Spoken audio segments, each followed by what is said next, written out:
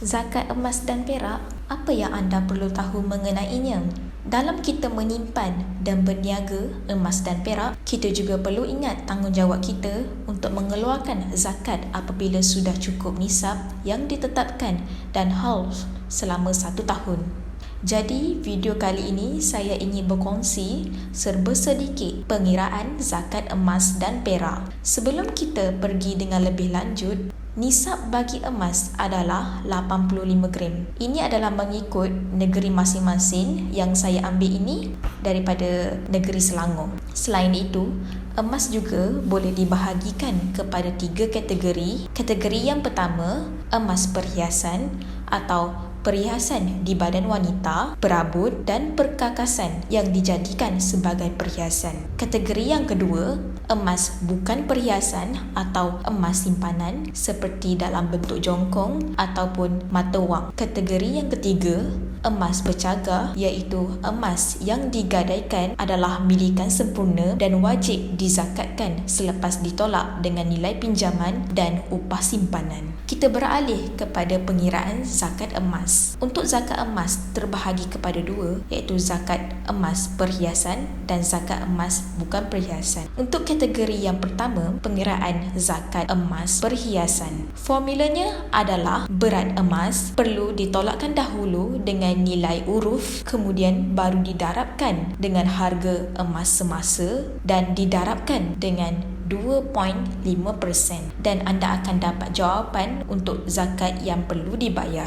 Perlu diingatkan juga, uruf mengikut negeri adalah berbeza. Sebagai contoh, uruf yang saya ambil di negeri Selangor adalah 800 gram. Bagi pengiraan zakat emas bukan perhiasan, formulanya adalah berat emas didarabkan dengan harga semasa dan didarabkan dengan 2.5% dan anda akan dapat jawapan untuk zakat yang perlu dibayar. Jika dibandingkan dengan zakat emas perhiasan dan zakat emas bukan perhiasan, zakat emas bukan perhiasan lebih mudah formulanya berbanding dengan zakat perhiasan.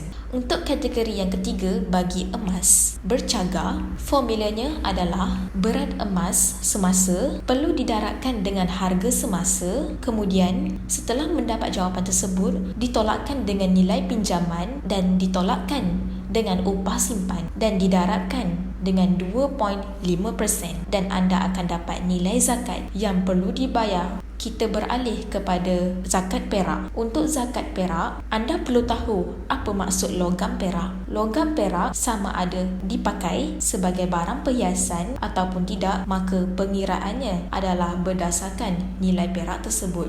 Nisab bagi perak sebanyak 595 gram atau lebih. Formulanya adalah berat perak didarabkan dengan harga semasa dan darab dengan 2.5%. Jadi ini sahaja perkongsian serba sedikit mengenai pengiraan zakat emas dan perak.